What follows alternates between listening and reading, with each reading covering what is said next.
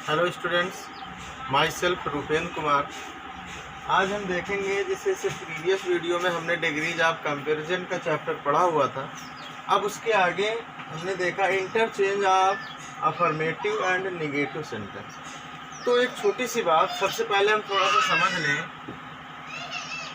Change और interchange, confuse ना होइए। चेंज का मतलब होता है बदलना। चेंज का मतलब होता है बदलना।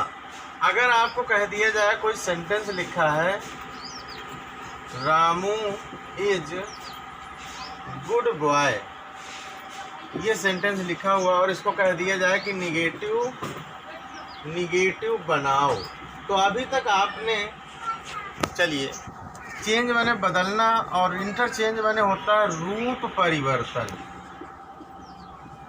रूप परिवर्तन, क्योंकि ट्रांसफॉर्मेशन मैंने बताया कि अर्थ नहीं बदलता किंतु रूप बदल जाता है।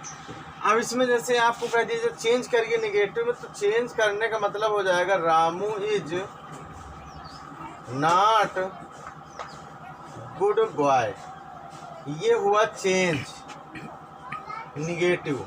और कह दिया जाए इंटरचेंज करिए, तब आपको यहाँ पे होना चाहिए Ramu is not bad boy. Ramu is not a bad boy, तो यहाँ पर ये इंटरचेंज हुआ। ये कहने का मतलब था चेंज और इंटरचेंज। यहाँ पर सेंटेंस हमें इंटरचेंज पढ़ना है और इंटरचेंज के माध्यम से मैं आपको अफर्मेटिव से निगेटिव बनाने की 7 विधियां बताऊंगा। तो सबसे पहले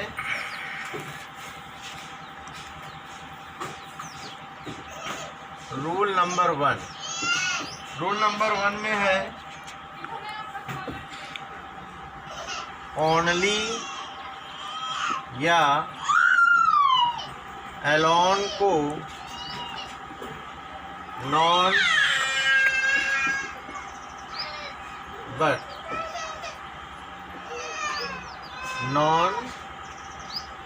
बट में बदल कर। अब इस बात को समझिए। अगर आपके सेंटेंस में ओनली या एलोन आया है और आपको कह दिया जाए कि निगेटिव सेंटेंस बनाओ, इंटरचेंज करना है, तब आपको ओनली या एलोन को हटाकर नॉन बट प्रयोग करना है। कैसे? जैसे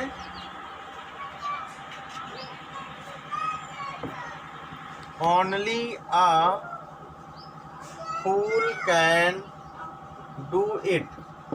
जैसे यहाँ पर लिखा है only a fool can do it, ध्यान समझते जाइएगा। तो इसको जो इंटरचेंज होगा निगेटिव में, तो ओनली या एलोन आए तो आपको नॉन बट लिख देना। तो ओनली को हटाकर यहाँ पर लिख देंगे none but a fool can do it. बिल्कुल इजी है। इसका मतलब है केवल मूर्ख ही यह कर सकता है, और इसका मतलब है नॉन बट, यानी सिवाय मूर्ख के इसे कोई नहीं कर सकता। ठीक है, कोई नहीं सिवाय मूर्ख ही यह कर सकता है। तो ये हो गया कौन सा? ओनली या एलोन हो जाए तो उसे नॉन बट में बदल देंगे। अब इसमें और कोई ऐसी बात नहीं है जो आपको समझ में ना आई हो। अब इसके बाद रूल नंबर 2 में जल्दी जल्दी देखते जाएंगे और अच्छे समझते जाइए। एज सून एज को नो सूनर में बदल कर। एज सून एज को नो सूनर में बदल कर। तो बहुत ही सिंपल बात ये भी है, ध्यान समझते जाइए। ओनली एलोन आए तो नॉन बट में प्रयोग कर दीजिए, और सेंटेंस में एज सून आया जाए तो नो सूनर में बदल देंगे। जैसे as soon as I reached I reached station, comma, the train started. ज्यों ही मैं स्टेशन पहुंचा रेलगाड़ी चल दी थी। तो अब आपको क्या करना है, अगर आपके सेंटेंस में एज सून एज आ जाए तो निगेटिव बनाते समय आप क्या करेंगे, नो सूनर। क्या लिखेंगे, नो सूनर। अब उसके बाद बिल्कुल कंफर्म हो लीजिए, एज सून एज की जगह नो सूनर। यहाँ पर आपको देखना है कि ये जो वर्ब प्रयोग हुई है ये किस टेंस की है। अगर वो टेंस के अकॉर्डिंग हेल्पिंग वर्ब यहाँ पर लगेगी तो ये पास्ट इंडेफिनिट टेंस है, तो यहाँ पर हेल्पिंग वर्ब आएगी डिड। और आप सभी को पता है कि जहाँ पे डिड आ जाएगी तो वर्ब हो जाएगी फर्स्ट फॉर्म। तो no sooner, as soon as के स्थान पर नो सूनर। वर्ब के अकॉर्डिंग देखा कि टेंस था पास्ट इंडेफिनिट का, तो हेल्पिंग वर्ब डिड, फिर सब्जेक्ट। तो अब इसकी वर्ब रहेगी first form, no sooner did I reach station. फिर यहाँ पर कॉमा के स्थान पर आपको देन का प्रयोग करना है। फिर उसके बाद द ट्रेन, इधर कोई परिवर्तन नहीं होगा। एक बार फिर से समझ लेंगे, नो सूनर के स्थान पर आपको एज सून एज के स्थान पर आपको नो सूनर लिखना है। यहाँ पर दी हुई वर्ब का टेंस पहचान कर वही हेल्पिंग वर्ब प्रयोग करना है। ये पास्ट इंडेफिनिट था, सेकंड फॉर्म थी तो डिड लगाया गया, सब्जेक्ट वही है। डिड लगने के बाद वर्ब फर्स्ट फॉर्म में बदल जाएगी। ऑब्जेक्ट प्रयोग कर देना है, कामा को हटाकर दैन लिख देना है। उसके बाद जो सेंटेंस बाद वाला है उसी प्रकार हो जाएगा। तो ये रूल नंबर 1 और रूल नंबर 2 हमने सीख लिया कि ओनली अलोन आए तो उसे नॉन वर्ब में बदलेंगे, एज सून आ जाएगा तो उसे नो सूनर में बदलेंगे। लेकिन कंडीशन ये है कि टेंस के अकॉर्डिंग हेल्पिंग वर्ब सब्जेक्ट से पहले नो सूनर में प्रयोग कर दी जाती है और उसके बाद कामा को हटाकर देन लगा दिया जाता है। तो ये 2 रूल कन्फर्म हुए। इसके बाद नंबर आता है रूल नंबर 3 का।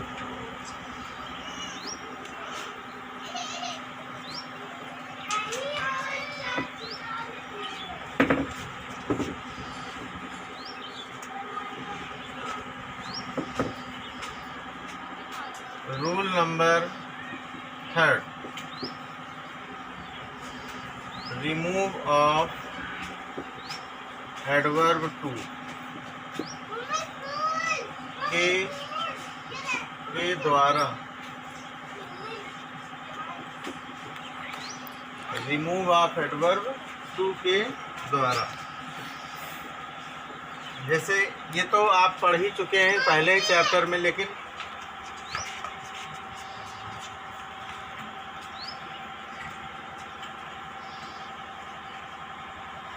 पहले ही चैप्टर में पढ़ चुके हैं। जैसे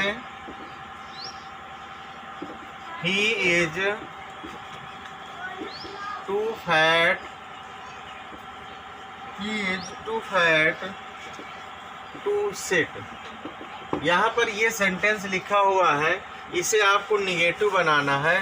तो आपको ये तो बिल्कुल इजी है, पता ही है किसका निगेटिव ऐसे बनेगा, ही इज टू के स्थान पर सो का प्रयोग कर देना है और फैट फैट रहेगा, यहाँ पर कंजक्शन दैट रहेगा और इसी के अकॉर्डिंग सब्जेक्ट क्रिएट करेंगे ही। फिर यहाँ टेंस देखेंगे कि अगर ये प्रेजेंट टेंस में है तो यहाँ पर हो जाएगा कैन नॉट, और पास्ट में होता तो कुड नॉट हो जाता, ही कैन नॉट सिट। और जिसको ये ना समझ में आया हो तो remove and use of adverb too का वीडियो देख लेंगे, मैंने बताया है इसको बेहतरीन ढंग से। तो ये भी तीसरा नंबर कंफर्म हो गया। अगर ये निगेटिव कैसे बनता है कि अगर टू हट जाएगा तो वो सेंटेंस ये निगेटिव में ही बन रहा है। उसके बाद रूल नंबर 4, रूल नंबर 4 में बताया गया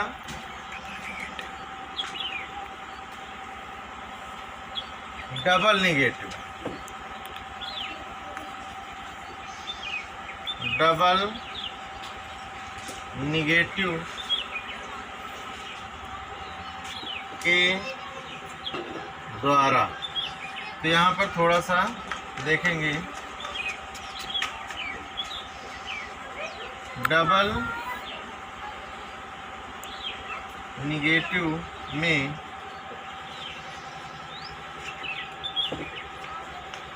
नाट के अतिरिक्त फेल टू का प्रयोग होता है। अभी मैं बिल्कुल सभी सातों चैप्टर कंफर्म कर दूंगा, तब आपको समझ में आ जाएगा कि कहाँ पर क्या किसका प्रयोग करना है। अब एग्जाम्पल में देखेंगे, जैसे यहाँ पर लिखा है he reads न्यूज़पेपर डेली। आपको कंफ्यूज नहीं होना है कि डबल निगेटिव कहाँ पे लगेगा, सबके रूल्स अलग अलग है। ओनली एलोन आएगा तो आपको नॉन बट में बदल देना है। उसके बाद अगर एज सून आ जाएगा तो नो सूनर में बदल देना है। टू आएगा तो इस तरह कर देना है। डबल निगेटिव का मतलब इस तरह होगा कि वर्ब्स प्रयोग होगी, इसमें और कोई दूसरा रूल नहीं है। तो इसमें आपको क्या करना है, बहुत ध्यान से समझिए कि यहाँ पर देखिए कौन सा टेंस है, प्रेजेंट इंडेफिनिट टेंस। तो ही डज नॉट, ये डबल निगेटिव है तो नॉट के अतिरिक्त, तो ये नॉट हो गया हेल्पिंग वर्ब के साथ नॉट। फिर डबल में लिखना है fail to, he does not fail to. तो जब ये टू लग गया तो ये रीड्स की फर्स्ट फॉर्म ही आएगी, रीड। अब आगे का सेंटेंस जोड़ देंगे, न्यूज पेपर डेली। तो जो डबल निगेटिव पहचानेंगे कैसे, तो सबके रूल अलग अलग बताए गए, सबको पहचानने का तरीका अलग अलग बताया गया है कि ऐसे पहचानिए। तो इसका भिन्न है कि ये वर्ब प्रयोग होती है, मान लीजिए सब्जेक्ट के बाद वर्ब प्रयोग होती है और कोई दूसरा और सिंबल नहीं होता तो डबल निगेटिव। बाकी मैं अभी समझा रहा हूँ। तो ये चौथा नियम भी कंफर्म हो गया। अब इसके बाद आगे देखेंगे,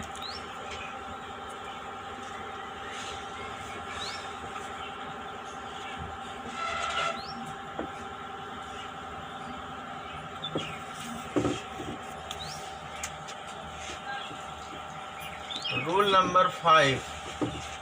नंबर 5 में डिग्रीज ऑफ कंपैरिजन। अभी कल ही आपको ये पढ़ाई गई, इसमें तो आपको दिक्कत ना होनी चाहिए। Degrees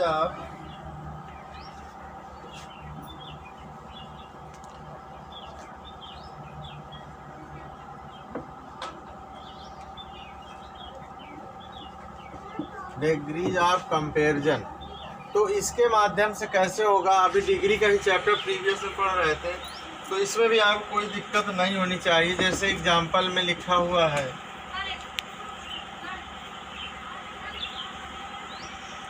C is fatter than I, C is fatter than I. तो इसे जब निगेटिव बनाना है तो कंपैरेटिव हमेशा रहेगा। ये भी ध्यान देना है आपको कि निगेटिव कैसे बनेगा। तो कंपैरेटिव में सेंटेंस रहेगा तो आपको पॉजिटिव जब बना देंगे तो वो निगेटिव ही बन जाएगा। कैसे, सी और आई दोनों को आपस में रिप्लेस कर लेना। तो आई इसके साथ हो जाएगा एम, फिर लिखना नॉट, फिर सो, फिर लिखना फैट, फिर एज सी। तो I am not so fat as C, यानी मैं उतना मोटा नहीं हूँ जितना कि वह, और वह का मतलब वह मुझसे अधिक मोटी है। तो इस तरह से ये सेंटेंस निगेटिव बना डिग्रीज ऑफ कंपैरिजन के द्वारा। फिर उसके बाद रूल नंबर 6 की बारी आती है। रूल नंबर 6 में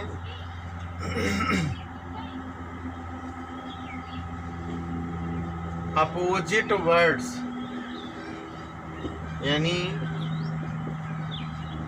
विलोम शब्द के द्वारा, ये भी बहुत इजी है।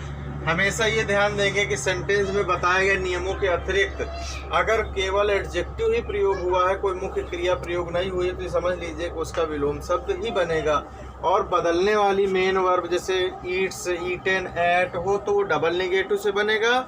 और केवल एडजेक्टिव प्रयोग हुआ हो, सिंपल प्रेजेंट या सिंपल पास्ट सेंटेंस में हो, जो नाउन प्रयोग हुई हो, एडजेक्टिव प्रयोग हुआ हो, तो वो सिर्फ और सिर्फ विलोम शब्द से बनेगा। जैसे उदाहरण के तौर पर एक सेंटेंस देते हैं,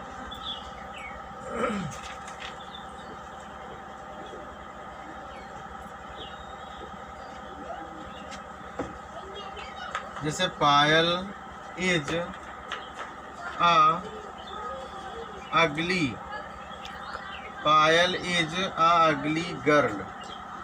तो यहाँ पर नाउन से पहले एडजेक्टिव प्रयोग हुआ, इसमें और कोई मुख्य क्रिया नहीं है, ना ही बताए गए नियमों का कोई भी।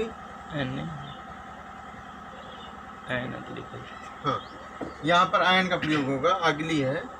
तो पायल इज एन अगली गर्ल। उसके बाद अब इसे निगेटिव बनाना, तो अब आपको क्या करना है, पायल इज नॉट, ये निगेटिव हो गया। अब यहाँ पर ये जो एडजेक्टिव है इसे आपको अपोजिट वर्ड बनाना है। तो पायल इज नॉट आ, इसका अपोजिट अगली मैंने होता है कुरूप, तो इसका अपोजिट होगा beautiful. Payal is not a beautiful girl. तो ऐसी सिचुएशन में आपको विलोम शब्द का प्रयोग करना है। एडजेक्टिव अगर प्रयोग होता है तो उसका अपोजिट वर्ड रखना। पायल इज एन अगली गर्ल, यानी पायल एक कुरूप लड़की है, तो इसका जो निगेटिव बनेगा वो होगा पायल एक सुंदर लड़की नहीं है। तो जब वो सुंदर नहीं है तो कुरूप है, और कुरूप है तो वो सुंदर नहीं है। इस तरह से इंटरचेंज होंगे। अब लास्ट रूल है, बहुत ही इम्पोर्टेंट है, जो बहुत कम सुनने को मिलता है।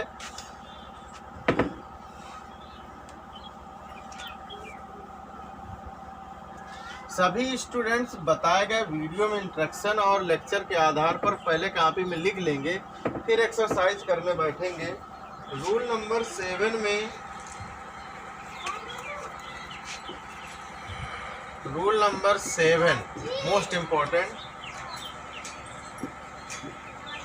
यदि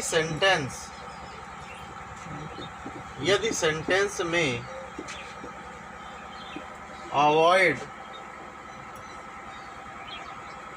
omit, avoid, omit,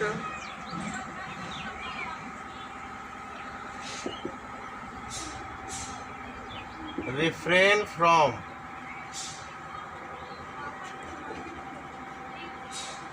आदि शब्द आए तो निगेटिव बनाते समय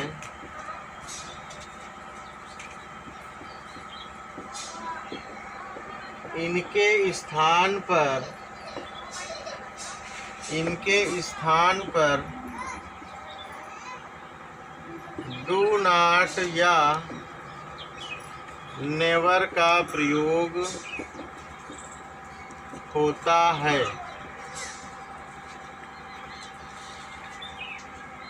नोट विशेष है, देख लीजिए।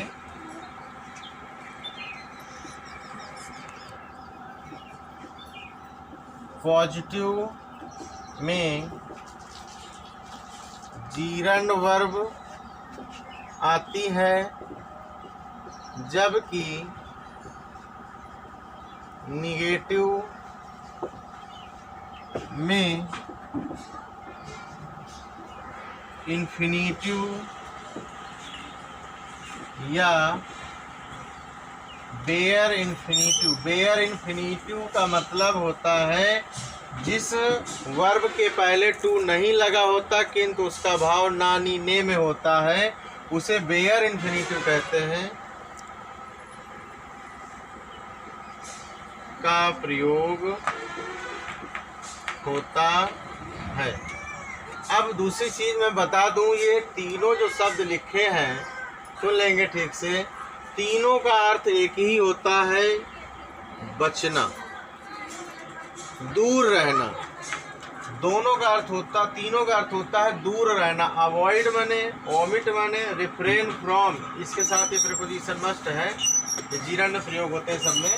तो ये तीनों का अर्थ है दूर रहना या बचना।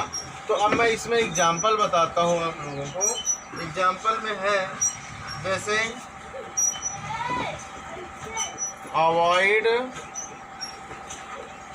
Drinking, avoid drinking wine.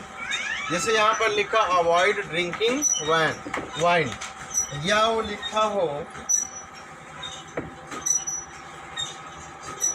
Refrain from drinking wine. तो दोनों का मतलब ये है कि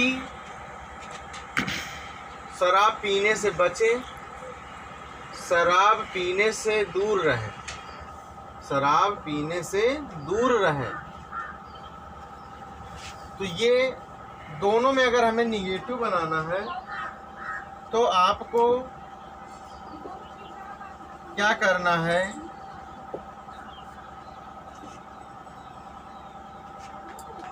मैंने बताया निगेटिव बनाते समय डू नॉट ड्रिंक वाइन का प्रयोग कर, यानी आईएनजी हट जाएगी। तो इसमें क्या लिखना है, डू नॉट या नेवर। तो डू नॉट, फिर अवॉइड वर्ड हट गया, अवॉइड और रिफ्रेन और ओमिट तीनों हट जाते हैं। तो क्या बचा, ड्रिंकिंग। ड्रिंकिंग की जगह फर्स्ट फॉर्म इन्फिनिटिव या बेयर इन्फिनिटिव। तो बेयर इन्फिनिटिव का मतलब बिना टू का इन्फिनिटिव। तो डू नॉट ड्रिंक वाइन ये हो गया। या इसमें लिख देंगे नेवर ड्रिंक वाइन।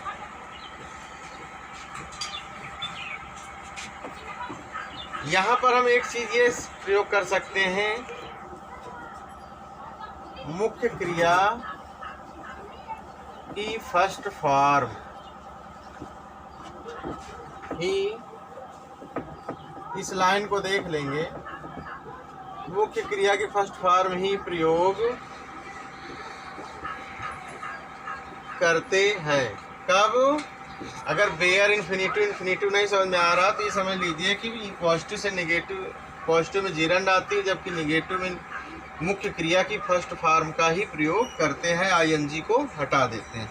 तो आपने क्या समझा, फिर से समझ लीजिए। यदि सेंटेंस में अवॉइड, ओमिट, रिफ्रेन फ्रॉम आदि शब्द आए तो निगेटिव बनाते समय इनके साथ डू नॉट या नेवर का प्रयोग किया जाता है। पॉजिटिव में जीरंड वर्ब आती है, जबकि निगेटिव में इन्फिनिटिव या वेयर इन्फिनिटिव का प्रयोग होता है। या सीधे शब्दों में कह सकते हैं कि निगेटिव में डू नॉट और नेवर के बाद मुख्य क्रिया की फर्स्ट फॉर्म ही लिखी जाती है। तो ये वेरी इंपॉर्टेंट था। और इसमें कोई ऐसा सेंटेंस, कोई ऐसा रूल नहीं बचा जो आपको न बताएगा। अब एक महत्वपूर्ण चीज़ मैं थोड़ा सा पहचानने के लिए बता दूं। जैसे आपने 7 चैप्टर पढ़े, ये मान लीजिए लास्ट में 1 मिनट में इसको समझ लीजिए बहुत ध्यान से।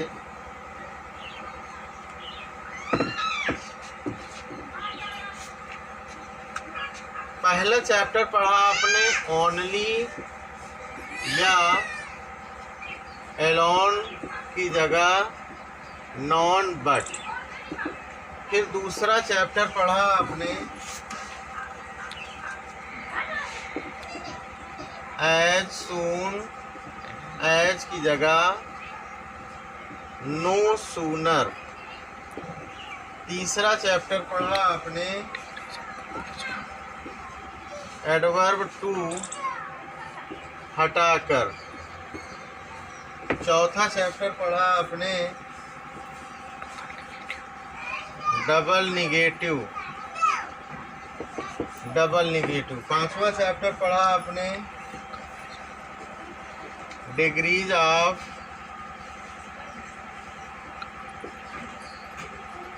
कंपैरिजन। छठवां चैप्टर पढ़ा आपने अपोजिट वर्ड्स, अपोजिट वर्ड के द्वारा। सातवां चैप्टर पढ़ा अवॉइड, ओमिट तथा रिफ्रेन फ्रॉम के स्थान पर डोंट या नेवर के प्रयोग द्वारा। अब बहुत ध्यान से समझिए। अब आपके सामने सेंटेंस में अगर 2 चीज़ें आप छोड़ दीजिए, बाकी समझ लीजिए। ओनली एलोन आए तो सीधे नॉन बट लिख देना है। एज सून एज आए तो उसे नो सूनर से कर देना है। एडवर्ब टू आएगा तो उसे हटाकर can not, could not, that conjunction के साथ कर देंगे। डबल निगेटिव वहीं पर होगी जब ये सारी कंडीशन नहीं होंगी, यानी इसमें मुख्य क्रिया की सेकेंड, थर्ड या फर्स्ट फॉर्म प्रयोग हो और वो सेंटेंस भिन्न हो इन सब के नियमों से, तो वहाँ पर डबल निगेटिव होगा। दूसरी चीज़, डिग्रीज ऑफ कंपैरिजन जानते हैं आप। अगर ऐसा सेंटेंस आता है तो उसके अकॉर्डिंग कर चुके हैं, उसको बदल देंगे। अपोजिट वर्ड कहाँ पे करना है? जब इनसे सबसे भिन्न कोई एडजेक्टिव प्रयोग हो केवल, जैसे कि मैंने बताया, जैसे यू आर पुअर, तो पुअर शब्द एडजेक्टिव है। जैसे यहाँ पर लिख दिया गया यू आर पुअर, तो पुअर शब्द एडजेक्टिव है। अब आपको जैसे निगेटिव बनाना है तो इसे आपको अपोजिट करना होगा, तो यू आर नॉट के साथ पुअर का अपोजिट होगा रिच। तो ये एडजेक्टिव वर्ड आ जाए तो इनको आपको विलोम में बदलना है। और लास्ट 7th नंबर रूल में avoid, omit and refrain from को हटाकर डोंट, नेवर का प्रयोग करना है। इसमें आईएनजी फॉर्म लिखी रहती है, इसमें आपको फर्स्ट फॉर्म लिखना है। तो ये था interchange of affirmative and negative sentence. मैं एक बार बता दूं सभी स्टूडेंट से कि जिन्होंने अभी तक मेरा वीडियोज नहीं देखा है तो उसमें आपको क्या करना है, रूपेंद्र कुमार सर्च करके चैनल फाइंड आउट कर लेंगे, उसमें बेल आइकॉन को प्रेस कर देंगे, तो जब भी कोई नया वीडियो डाला जाएगा तो आपको इसका नोटिफिकेशन प्रोवाइड हो जाएगा। Thanks for watching.